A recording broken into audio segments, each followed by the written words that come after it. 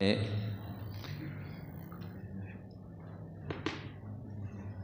4 رکوع سورہ النساء کے،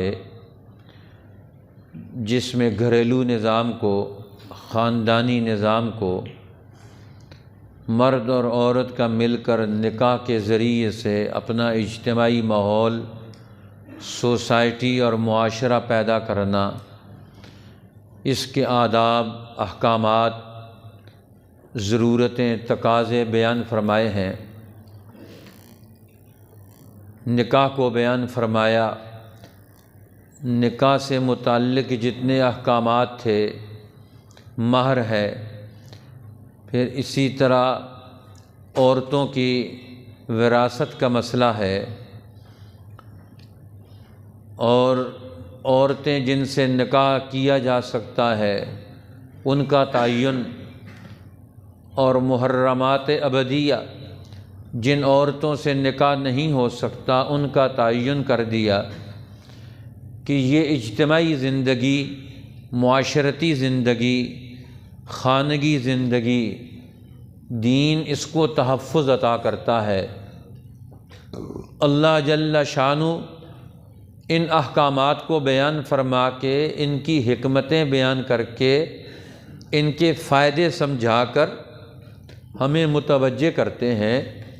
یرید اللہ لیبین لکم، یہ اللہ چاہتا ہے کہ تمہارے سامنے تمہاری زندگی کے یہ سارے احکامات بیان کرے، یہ نکاح رشتوں کے سارے مسائل تمہیں سمجھائے، تاکہ تمہارا گھریلو اور خاندانی نظام صحیح اصولوں پر استوار ہو جائے، اور تم سے پہلی قوموں پر جو مشکلات تھیں، سختیاں تھیں، پابندیاں تھیں، اللہ نے تمہارے لیے ان میں سہولت اور نرمی بھی پیدا کر دی، اور تمہیں دنیا کی دیگر قوموں کے حالات سنائے۔ وَيَهْدِيَكُمْ سُنَنَ الَّذِينَ مِن قَبْلِكُمْ، اور تمہیں چلائے ان لوگوں کے راستے پر جو نیک و صالح لوگ تھے، انبیاء علیہ السلام، اور انسانوں کے خیر خواہ حکماء، عقلاء، اہل علم، ان کے راستے پر تمہیں چلائے۔ اللہ نے وہ راستے بھی تم پر واضح کر دیے، ان کی زندگیوں کو بھی کھول کر بیان کیا۔ تو اس لیے اللہ تعالیٰ تم سے چاہتا ہے کہ تمہارے سامنے کھل کر زندگی کے احکامات واضح ہو جائیں، تاکہ ہر آدمی ان احکامات کی روشنی میں اپنی زندگی کی بنیاد ڈالے۔ اب اسلام کی آمد سے پہلے عورتوں کے ساتھ گھریلو نظام میں انتہائی برا سلوک روا رکھا جاتا تھا، ان کو تنگ کیا جاتا تھا، ان کی جان مال عزت کا کوئی حق محفوظ نہیں تھا۔ قرآن پاک نے آ کر پچھلے دور کی ساری باطل رسمیں مٹا ڈالی، اور عورتوں کو انسانی زندگی کے اندر، معاشرے کے اندر بہترین مقام عطا کیا۔ اب دنیا کی جو قومیں آج اپنے آپ کو ترقی یافتہ کہتی ہیں، وہ اپنی زندگی کی بنیادیں وہ سنن الذین من قبلکم، انسانی اصولوں پر، فطرت کے اصولوں پر اپنی زندگی کی بنیاد نہیں رکھتے۔ اس لیے اللہ تعالیٰ چاہتا ہے کہ مسلمان اب دنیا میں اللہ کے بیان کو بنیاد بنائے، اس کے حکم کو بنیاد بنائے، اور امت کے انسانیت کے فطری راستے جو ان کی طرف اللہ نے ہدایت دی ہے ان کی طرف متوجہ ہوں، اور جو پہلے گناہ، غلطیاں، خطائیں ہو چکی ہیں وَيَتُوبَ عَلَيْكُمْ، ان پر تمہیں معافی دے دے، کہ عورتوں کے حقوق کے متعلق ان سے جتنی خلاف ورزیاں سرزد ہو چکی ہیں، عدل و انصاف کے اصولوں کے مطابق گھریلو نظام میں جو تباہی بربادی ان کے آئی، اللہ اس کو تمہیں معاف کر دے گا۔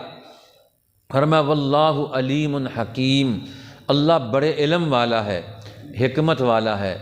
اللہ کے ہر حکم میں تمہارے لیے علم بھی ہے، اور تمہارے لیے حکمتیں بھی ہیں، عقل کی باتیں ہیں، سمجھ کی باتیں ہیں، دانائی کی باتیں ہیں۔ پھر اللہ تعالیٰ چاہتا ہے یرید ان یتوب علیکم، کہ وہ تم پر متوجہ ہو جائے، تمہاری توبہ قبول کرے، تمہیں غفلتوں سے، غلطیوں سے نکالے۔ ایک آدمی کی غفلت اور غلطی دوسروں کی زندگی تباہ کرتی ہے۔ اب مرد غلطی کرتا ہے، عورت کی زندگی تباہ ہوتی ہے، عورت غلطی کرے تو بچوں کی زندگی تباہ ہوتی ہے، بچے غلطی کریں تو ماں باپ کی زندگی کو بھی نقصان پہنچتا ہے۔ اب زندگی میں جو بھی آدمی غلطی کرے گا، خرابی کرے گا، تو اس کا نتیجہ بہت سارے لوگوں کو بھگتنا پڑتا ہے۔ اس لیے اللہ تعالیٰ چاہتا ہے کہ تم دین کے ان احکامات کو سیکھ کر اللہ کی رحمتوں کے مستحق بن جاؤ۔ اب تمہارا قانون، تمہاری زندگی کے رسم و رواج وہ دین کے رحمت اور علم اور حکمت کے اصولوں پر ہونے چاہیے۔ اب جس زندگی کے احکامات اور عمل کے اندر علم نہ ہو، حکمت نہ ہو، رحمت نہ ہو اور خواہشات پرستی ہو تو وہ تباہ ہوں گے۔ اس لیے فرمایا وَيُرِيدُ الَّذِينَ يَتَّبِعُونَ الشَّهَوَاتِ أَن تَمِيلُوا مَيْلًا عَظِيمًا، اور تم میں سے وہ لوگ جو خواہشات کے اسیر ہیں، جو صرف مزے لینا چاہتے ہیں، زندگی کی ذمہ داریاں نہیں نبھانا چاہتے، وہ تو چاہتے ہیں کہ کوئی قانون نہ ہو، کوئی اصول نہ ہو، ہماری خواہش پوری ہونی چاہیے، ماں سے ہو، بہن سے ہو، بیٹی سے ہو، پڑوسیوں سے ہو، رشتہ داری سے ہو، نکاح ہو یا نہ ہو، ہم اپنی خواہشات پوری کر لیں۔ تو خواہشات کا اسیر معاشرہ یہ چاہتا ہے کہ یہ تم پر چڑھ دوڑے، پھر تمہیں دور، ہدایت سے دور لے کر جائے۔ اب اللہ تعالیٰ نے خواہشات کو پورا کرنے کا راستہ وہ نکاح کا راستہ رکھا ہے۔ اب مرد اور عورت کا بے حجابانہ آپس میں ملنا یہ تو بڑے برے نتائج پیدا کرتا ہے، بڑی بری خرابیاں پیدا کرتا ہے، بڑے بڑے مسائل جنم لیتے ہیں، معاشرتی مسائل بھی، اخلاقی مسائل بھی، جنسی مسائل بھی، صحت کے مسائل بھی، نسلوں کے اندر بھی مسائل پیدا ہوتے ہیں جب مرد اور عورت آپس میں نکاح کے بغیر وہ آپس میں تعلقات قائم کر لیں۔ آج دنیا میں اسی کو پروموٹ کیا جا رہا ہے کہ مرد اور عورت کو اپنی خواہش پورا کرنے کے لیے کوئی رکاوٹ نہیں ہونی چاہیے۔ پھر رکاوٹ کہاں ہے؟ رکاوٹ ڈالنا تو فطرت کے خلاف ہے۔ ہاں، ہر مرد اور عورت آپس میں طے کر کے زندگی بسر کریں کہ یہ مرد ہے، اس کے ساتھ اس عورت کا تعلق ہے، یہ عورت ہے، اس کا اس مرد کے ساتھ تعلق ہے، یہ آپس میں ایک دوسرے کے ساتھ مل کر زندگی بسر کریں گے، مل کر اپنا خاندان بنائیں گے، یہ مل کر اپنے بچوں کی پرورش کریں گے، یہ مل کر اپنا گھریلو نظام، خاندانی سوشل لائف، معاشرتی زندگی پیدا کریں گے، اسے بنائیں گے، اسے چلائیں گے، ذمہ داری کا مظاہرہ کریں گے۔ اب وہ مرد نے اپنی خواہش پوری کر لی، عورت کا بچہ ہو گیا، اب بچے کی کفالت کون کرے گا؟ اس کا نسب کس کے ساتھ ملے گا؟ اس کا باپ کون قرار پائے گا؟ اس کی پڑھائی لکھائی کا نظام کون کرے گا؟ اس کی تربیت کا نظام کون کرے گا؟ وہ معاشرے میں وہ کس حیثیت کا مالک ہوگا؟ آج اس کی طرف نہیں غور کیا جاتا۔ اس لیے وہ لوگ جو نکاح کے خلاف ہیں، نکاح کی کوئی ضرورت نہیں، بغیر نکاح کے مرد اور عورت زندگی بسر کریں۔ اب بالخصوص سرمایہ داری نظام نے، یورپ اور امریکہ کے نظام نے پوری دنیا کی قوموں میں اسی کو پروان چڑھایا کہ مرد اور عورت آپس میں ہر جگہ اشتراک کریں۔ قرآن کہتا ہے، رسول اللہ فرماتے ہیں، کوئی عورت کسی اجنبی مرد کے ساتھ تنہائی میں کسی جگہ مت بیٹھے۔ لا یخلون احد بامرأۃ الا وثالثہما الشیطان، جہاں مرد اور عورت دو اکیلے ہوں گے، تیسرا وہاں ان کے ساتھ شیطان ہوگا۔ اب یہاں تو اس وقت بے ہنگم مردوں اور عورتوں کا اختلاط، دفتروں میں، گاڑیوں میں، ملازمتوں میں۔ اب عورت کو ملازمت تو کرنے دیں، لیکن اس کے عورتوں کے ملازمت کا دائرہ رکھیں، تعلیمی دائرہ ہے، صحت کے دائرے ہیں، جہاں عورتوں کے مسائل ہیں وہاں اس کے حقوق کا بھی تحفظ ہو، اس کی عصمت کا بھی تحفظ ہو، اس کو کسی قسم کی کوئی پریشانی نہ ہو۔ اسے مردوں کے اندر کیوں چھوڑ دیا جائے، خواہشات کے اندر؟ ہاں، اس کا نکاح کر کے رکھو اور اس کو نکاح کر کے دو۔ قرآن کہتا ہے یرید الذین یتبعون الشہوات، جو خواہشات کے مزے لینے والے لوگ ہیں وہ چاہتے ہیں کہ تم خواہشات کا نظام لے کر آؤ۔ معاشرتی نظام، اصول اور قوانین عفت پاک دامنی اور نکاح کے اور گھر کی زندگی کے اس کو نہ لے کر ہو۔ قرآن کہتا ہے یہ سنن الذین من قبلکم، تم سے پہلے لوگوں کا گھر بسا کر زندگی بنانا اور زندگی گزارنا اور چلانا یہ سارے نبیوں کا، سارے عقل مند لوگوں کا طریقہ رہا۔ کہتے ہیں نوشرواں عادل بادشاہ گزرا ایران کا، اس کے بعد گزرنے کے بعد ایران میں کچھ لوگ آئے اور انہوں نے حکومت پر دخل قبضہ کر لیا، اور انہوں نے وہاں نکاح کی پابندی اٹھا دی کہ نکاح کے بغیر مرد عورتیں آپس میں تعلق رکھیں، کوئی اس پر قانون پابندی نہیں، کوئی ان کی شریعت میں، ان کے رسم و رواج میں کوئی پابندی نہیں۔ انہوں نے نکاح کی پابندی کو اٹھا دیا۔ اب ان کی زندگی کا پورا نظام درم برم ہو گیا۔ اب کوئی آدمی کاروبار کیوں کرے، کھیتی باڑی کیوں کرے؟ اب اسے پتہ ہے کہ میں نے اپنی اکیلی زندگی بسر کرنی ہے، جہاں جاؤں گا بیٹھ جاؤں گا، کھا جاؤں گا کسی کے ساتھ۔ اب بچے ہوں گے، اسے پتہ ہے بچوں کو کھلانا ہے، بیوی ہے گھر میں تو اس کے لیے لے کے جانا ہے، گھر کا نظام ہے تو محنت کرے گا، نظام چلائے گا، تجارت کا نظام بنائے گا، زراعت کے نظام میں وہ کام کرے گا اور دولت کمانے کے لیے وہ محنت کوشش کرے گا۔ اب انہوں نے دیکھا کہ صرف نکاح کا نظام ختم کرنے سے ان کے ہاں پوری زندگی کا نظام درم برم ہو گیا۔ اب انہیں واپس نکاح کا نظام لانا پڑا۔ بیٹھ کر سر جوڑے انہوں نے سوچا اسلام اسی لیے دین فطرت ہے، یہ فطری اصولوں کو پامال نہیں ہونے دیتا۔ انسانوں کے جذبات ہیں، ان کی خواہشات ہیں، لیکن ان کو پورا کرنے کا راستہ قانونی ہونا چاہیے، معاشرتی ہونا چاہیے، ان کے اندر خرابیاں نہیں آنی چاہیے، گھریلو نظام نہیں ٹوٹنا چاہیے۔ نکاح اس لیے اسلام نکاح کو آسان رکھنا چاہتا ہے، نکاح پر کوئی پابندی نہ ہو۔ رسول اللہ صلی اللہ علیہ وسلم کی پاک باز بیویوں میں پہلی بیوی سیدہ خدیجہ رضی اللہ تعالیٰ عنہ فوت ہو گئیں۔ اب آپ کے گھر میں 2 بچیاں ہیں، 2 بچیوں کی آپ نے شادی کر دی، 2 بچیاں ہیں، بیٹا ہے۔ اب جو ہے نا جی ان کو زندگی کیسے بسر ہوگی؟ اب صحابہ کرام جو مسلمان ہو چکے تھے اس وقت میں، صحابیات پریشان ہو گئے کہ رسول اللہ کا گھر، اب وہ اللہ کے پیغمبر پر نبوت کی ذمہ داریاں، اور نبوت کی ذمہ داریوں میں اپنے گھر کے نظام کو کیسے دیکھیں گے؟ اب آپ کے پاس ان میں سے ایک عورت حضرت حکیم بنت وہ عورت آئی حضرت خولہ بنت حکیم، انہوں نے آ کر پوچھا یا رسول اللہ آپ کو پریشانی محسوس ہو رہی ہے، گھر کا نظام ٹوٹ گیا؟ فرمایا ہاں، اب بچیوں کی کفالت کرنا، ان کی نگرانی کرنا، گھر کے نظام کو دیکھنا، یہ تو بڑا مشکل مسئلہ ہے میرے لیے، باہر بھی جانا ہے، ان کو بھی دیکھنا ہے، تو اب آپ کے لیے نکاح کا انتظام کیا جائے۔ اب رسول اللہ صلی اللہ علیہ وسلم کے لیے ایک مسلمان خاتون جو ابھی بیوہ ہوئی تھی کچھ مہینے پہلے، ان کے خامد مسلمان فوت ہو گئے، حضرت سودا بنت زمع، وہ ان کے بارے میں پوچھا آپ کا کیا خیال ہے؟ فرمایا ہاں ٹھیک ہے، 50 سال کے قریب ان کی بھی عمر تھی۔ اب فرمایا ٹھیک ہے بات کرو۔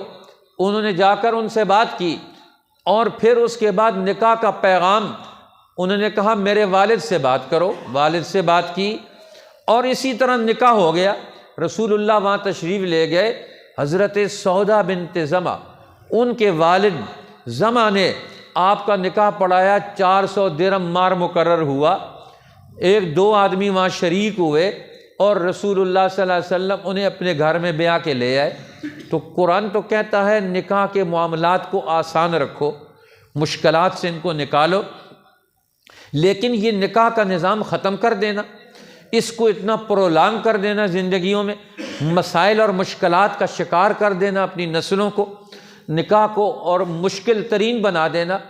اور ویسے کہتے ہیں گرل فرینڈ ہے، بوائے فرینڈ ہے، اب یورپ میں نکاح نہیں کرتے ہیں، 20-20 سال تک مرد عورت ساتھ رہتے ہیں، بچے بھی ہو جاتے ہیں، لیکن نکاح نہیں کرتے، سوسائٹی کے قانون کے تحت نکاح نہیں کرتے، ویسے رہتے۔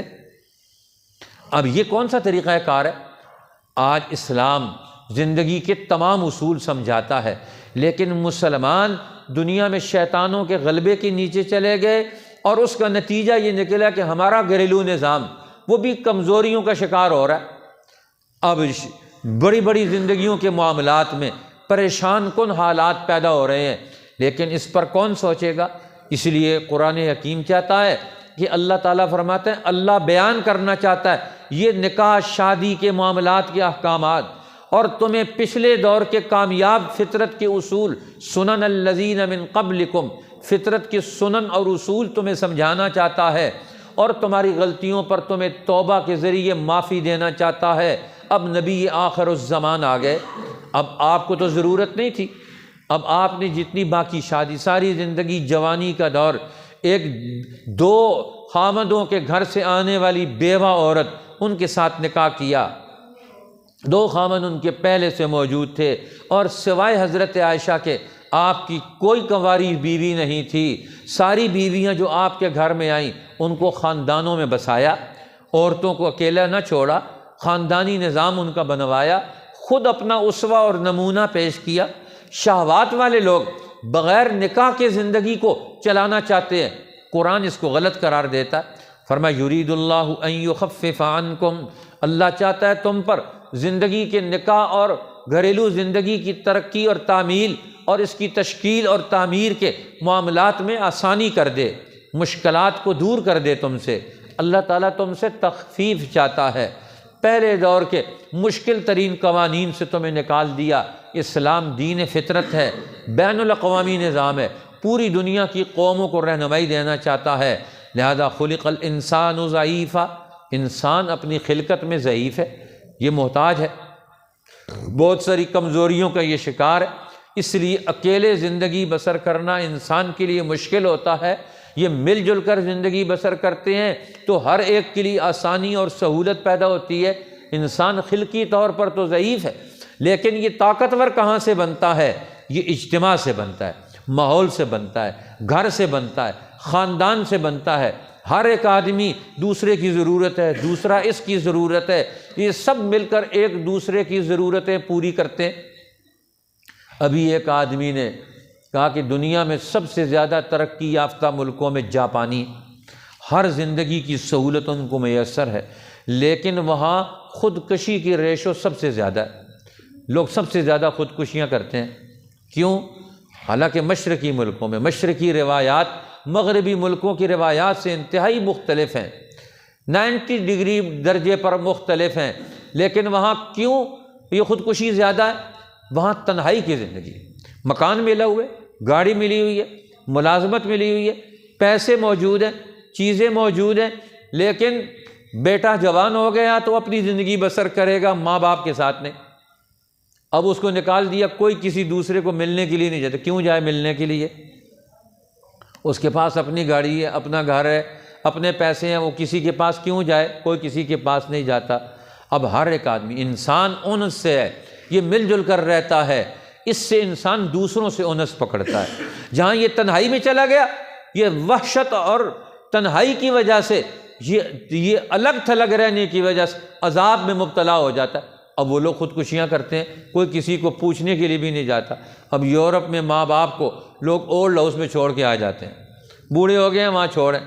اب ماں باپ بچوں کی تصویریں لگا کر ان کو دیکھتے ہیں، خوش ہوتے ہیں، اور بیٹا سال میں ایک دفعہ بھی ملنے کے لیے نہیں جاتا، اور صرف عید پر وہ بائی ڈاک پھول بھیج دیتا ہے، ماں باپ کو ملنے کے لیے نہیں جاتا۔ یہ کون سا ترقی یافتہ نظام ہے جس نے انسان کو انسان سے دور کر دیا، ماں باپ کو اولاد سے کاٹ دیا، اولاد کو ماں باپ سے کاٹ دیا، خاندان کے افراد کو آپس سے کاٹ دیا۔ آج ہمارے ملکوں میں 200 سال گزر گئے، ہمارا سسٹم نظام ٹوٹے ہوئے، لیکن ہمارا معاشرتی نظام، خاندانی نظام وہ ابھی تک قائم ہے، جس کی وجہ سے آج مسلمان پھر تھوڑے سے طاقتور ہو جاتے ہیں۔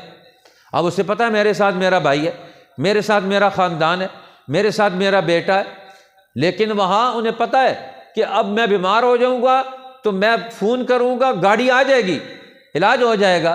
لیکن انسان صرف علاج سے تو نہیں ٹھیک ہوتا، اس کو تو کوئی بیمار پرسی کرنے والا اس کا حال احوال پوچھتا ہے تو ٹھیک ہو جاتا ہے۔ ایک بول باپ بولتا ہے تو بیٹا ٹھیک ہو جاتا ہے، باپ بیٹے کو دیکھتا ہے تو اس کی ساری بیماری ختم ہو جاتی ہے، ماں بیٹے کو دیکھتی ہے تو بیماری ختم ہو جاتی ہے۔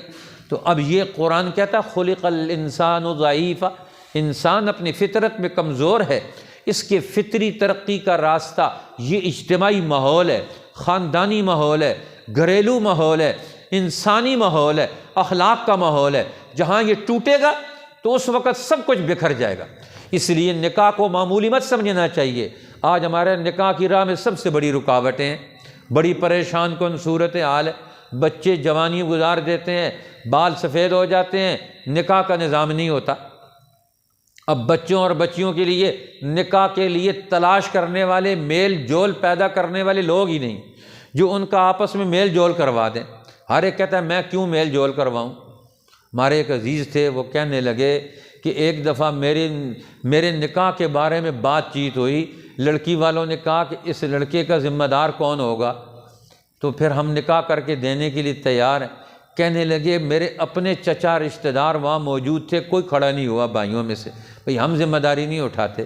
تو مجلس میں سے آپ کے والد صاحب انہوں نے کہا میں اس کی ذمہ داری اٹھاتا ہوں، میں اس کی ذمہ داری اٹھاتا ہوں۔ بھئی ایک آدمی کا گھر بنتا ہے، آپ ذمہ داری اٹھائیں گے، تعاون کریں گے، تعاون تو اللہ کرے گا، آپ تو ظاہری سبب ہوں گے۔ اللہ تعالیٰ کسی کو اکیلا چھوڑتا ہے؟ وارے کا رب العالمین ہے، انسان کو کیوں اکیلا چھوڑے گا؟ اس پر ایمان رکھنے والا ہے کہ مسلمان کو اکیلا کیوں چھوڑے گا؟ انہوں نے کہا بھری مجلس میں حیران رہ گیا۔ انہوں نے کہا میں ذمہ داری اٹھاتا ہوں کہ جو مسئلہ ہوگا میں اس کا ذمہ دار ہوں۔ ان کا ٹھیک ہے جی، پھر تو مسئلہ ہی حل ہو گیا۔ صرف حوصلہ دلانے والی بات ہے اور پھر ان کو سمجھانے والی بات ہے، فریقین کو مسئلے حل ہو جاتے ہیں۔ جب قریب ہوتے ہیں تو آپس میں اعتماد بڑھ جاتا ہے، دور ہوتے ہیں تو کوئی اعتماد نہیں ہوتا۔ اب سب دور ہیں، ایک دوسرے سے کٹے ہوئے، ہٹے ہوئے اور دوسروں سے بچ کے رہنے والے۔ یہ کون سی انسانی زندگی؟ ایک دوسرے سے میل جول رکھنا، ایک دوسرے کے قریب رہنا، ایک دوسرے کے حال احوال پرسی کرنا، یہ اللہ کو بہت پسند ہے۔ اللہ ٹوٹے ہوئے دلوں میں ملتا ہے۔ حدیث میں فرمایا اللہ تعالیٰ کہاں ملتا ہے؟ اللہ ٹوٹے ہوئے دلوں میں ملتا ہے۔ اس لیے جب انسان کسی ٹوٹے ہوئے دل کو جوڑتا ہے، کسی غمزدہ انسان کو ڈھارس بناتا ہے، اس کے قریب ہوتا ہے، تو اللہ تعالیٰ اس کو پسند کرتا ہے۔ اس لیے خاوند بیوی ایک دوسرے کے قریب ہو کر ایک دوسرے کے دل کی ڈھارس بنتے ہیں، ایک دوسرے کے معاون بنتے ہیں۔ تو ہر ایک نے دوسرے کا معاونت کا کردار ادا کرنا ہے، تو دوسروں کو آپ مستقل معاونت فراہم کریں ایک دوسرے کی۔ اسی کا نام تو نکاح ہے، اسی کا نام گھر ہے، اسی کا نام خاندان ہے۔ اس لیے انسان کی فطری کمزوریاں اللہ نے اس ذریعے سے پورا کرنے کا پورا ماحول اور حکم نامہ دیا ہے۔ اللہ جل شانہ ہمیں دین کے ان اعلیٰ اصولوں کا معاشرتی نظام، گھریلو نظام، خاندانی ماحول، مرد اور عورتوں کا نکاح کر کے ان کی زندگیوں کے بنانے بسانے کا پورا اہتمام کرنے کی سب کو توفیق عطا فرمائے۔ پہلے خاندانوں میں بڑے لوگ، بزرگ لوگ یہ کام کرتے ہوتے تھے۔ آج کل بزرگوں کو بھی کوئی نہیں پوچھتا، بزرگ بھی کسی کو نہیں پوچھتے، اس لیے نتیجہ بڑا خراب ہو گیا، سب لوگ ایک دوسرے سے کٹ گئے۔ تو میری گزارش ہے ہمارے اپنے سب دوستوں سے، بڑوں بزرگوں سے، وہ اپنے چھوٹوں کے قریب ہو کر رہیں، چھوٹے اپنے بزرگوں کے قریب ہو کر رہیں، سب ایک دوسرے کی زندگی کو خوبصورت بنائیں، ایک دوسرے کے تعاون سے، خوبصورت بول سے۔ اللہ ہمیں اس کا اہتمام نصیب فرمائے، جو اللہ چاہتا ہے ہم بھی وہ چاہنے والے بن جائیں۔ 3 دفعہ یرید اللہ واللہ یرید، یرید اللہ 3 دفعہ ان آیات میں اللہ تعالیٰ نے فرمایا اللہ چاہتا ہے، اللہ یہ چاہتا ہے۔ کہ ہم کیوں نہیں چاہتے؟ جب ہمارا رب یہ چاہتا ہے، ہمارا اللہ یہ چاہتا ہے ہم سے، ہم کیوں نہ چاہیں؟ اس لیے ہم بھی یہی چاہیں جو ہمارا اللہ چاہتا ہے۔ یہ ہماری زندگی کی اصول یہ قائم ہو جائیں، خاندانی نظام، تدبیر منزل، یہ ہمارا گھریلو نظام مضبوط اور مستحکم ہو شریعت کے ان اصولوں کی روشنی میں۔ اللہ ہمیں اس کو قائم رہنے کی، جو قائم ہے ان کو دوام بخشنے کی توفیق عطا فرمائے۔ یرید اللہ لیبین لکم، اللہ چاہتا ہے بیان کرے تمہارے لیے تمہارے گھر کی زندگی کے سب احکامات۔ وَيَهْدِيَكُمْ سُنَنَ الَّذِينَ مِن قَبْلِكُمْ، اور چلائے تمہیں پہلے لوگوں کے گھریلو نظام کی اس سنت پر، راستوں پر۔ وَيَتُوبَ عَلَيْكُمْ، اور معاف کرے تمہیں۔ وَاللَّهُ عَلِيمٌ حَكِيمٌ، اور اللہ جاننے والا حکمت والا ہے۔ وَاللَّهُ يُرِيدُ أَن يَتُوبَ عَلَيْكُمْ، اور اللہ چاہتا ہے کہ تم پر متوجہ ہو جائے۔ وَيُرِيدُ الَّذِينَ يَتَّبِعُونَ الشَّهَوَاتِ، اور چاہتے ہیں وہ لوگ جو لگے ہوئے ہیں اپنے مزوں کے پیچھے، خواہشات کی تابع داری میں، ان تمیلوا میلا عظیما، کہ تم پھر جاؤ راہ حق سے بہت دور۔ یرید اللہ ان یخفف عنکم، اللہ چاہتا ہے کہ تم سے بوجھ ہلکے کرے تمہارے۔ وخلق الانسان ضعیفا، اور انسان بنا ہے کمزور خلقت میں۔ آمین الحمدللہ رب العالمین۔ اللہم